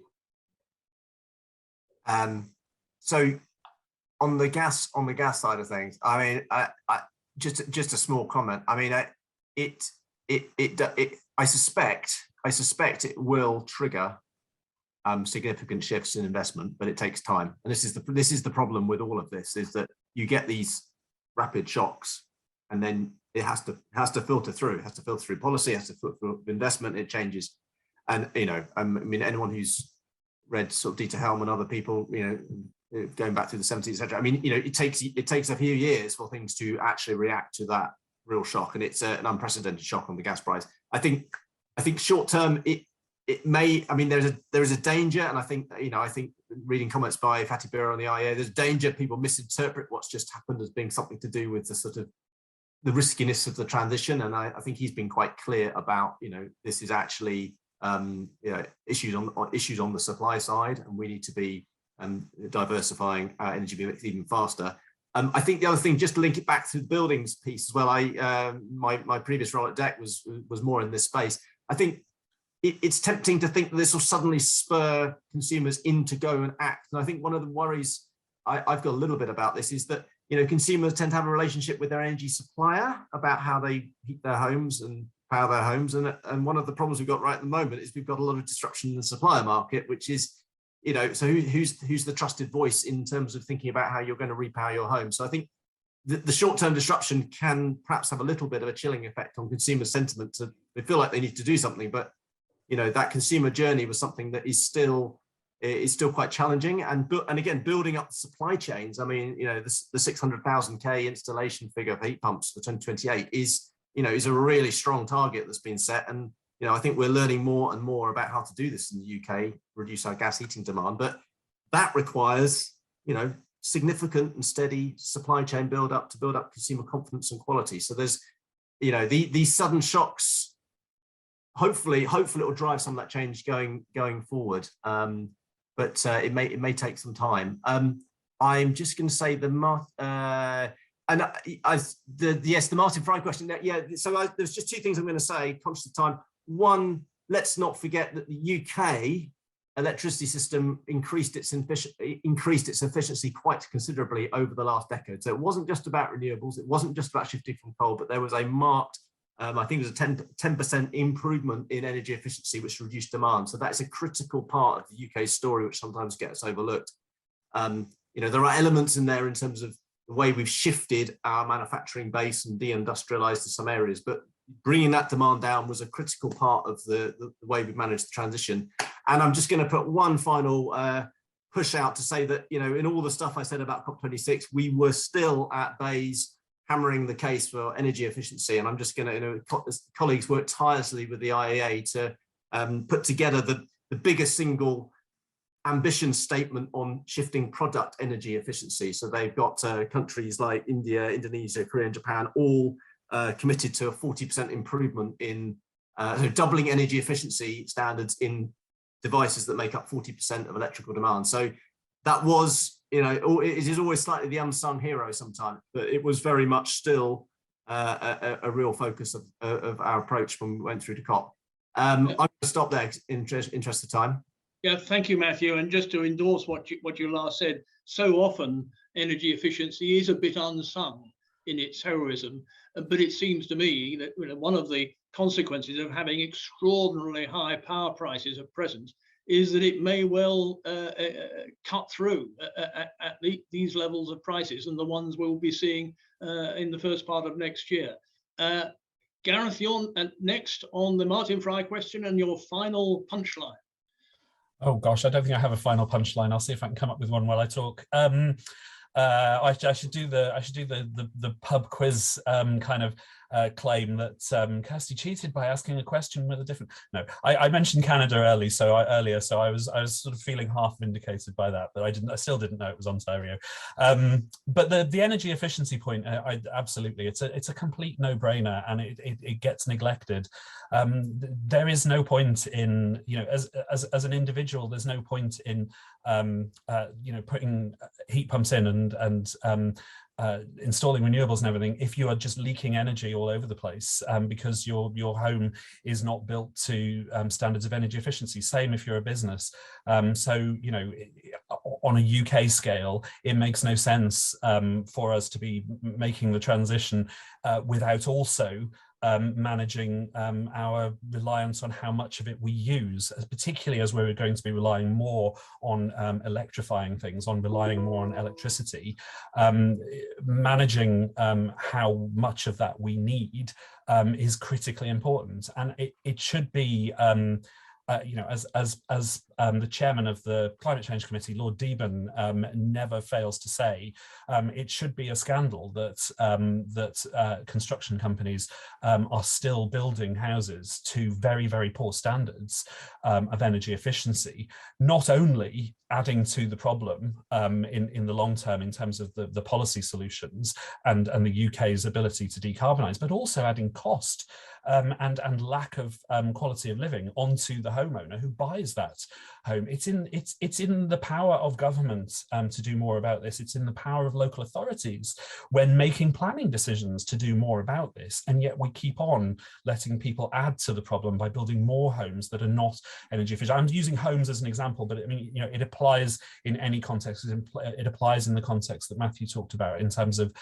demand side management with companies where the UK has been innovative over time. Thank you very much, Gareth. And in interest of time, I'm going to hurry on to Kirsty for her reflections on the Martin Fry question and her final punchline. I've got about a minute things I need to say after that. Kirsty. Okay. Thanks. I had a go at responding in the Q&A for Martin. And I would say that, yes, for sure, absolutely, we need energy efficiency. I'd be very wary of relying too much on behavior change as a climate mitigation strategy. It's very high risk. Having worked in government myself, I know that it took 10 years of government advertising to persuade people to wear seatbelts and, not drink drive. So, those are things that should be quite straightforward and in people's own direct interest. So very wary of behavior change as a climate change strategy, but also very wary of any strategies that require massive investment in entirely new infrastructure systems, because the sequencing and financing and supply chain implications of that are create a lot of risk, in my view, considering, the wholesale change that we need to make. So repurposing existing infrastructure is a really important way of mitigating those risks. And we have one analogy that I'll share with you, which is the Impossible Burger. We need Impossible Burgers for climate. For those of you that don't know, it's a plant-based meat substitute that you can buy in any Burger King across the country. It doesn't require behavior change. It looks like a burger, it tastes like a burger, it costs the same as a burger, it's available in Burger King. And actually what we need are Impossible Burger climate solutions. So we need drop-in substitute fuels that we can use in our existing storage, transport, distribution and end-use infrastructure in today's airplanes and ships at prices that are comparable to the fossil fuels that we use today. And we need new heat sources to replace those coal boilers, but continue to use that existing infrastructure. That's a way to reduce the risk of the transition. Kirsty, thank you very much indeed. Your punchline was a burger. My apologies to all the questioners who haven't been answered. A very, very brief summary of what's happened in these discussions seems to combine, as it probably should, with the Climate Change Committee report this morning. COP26 regarded it at least a step forward. How much of a success rather depends on the follow-up actions, particularly the ones that Gareth described. Next year is going to be critical and encouraging stronger action. All three speakers have talked about that.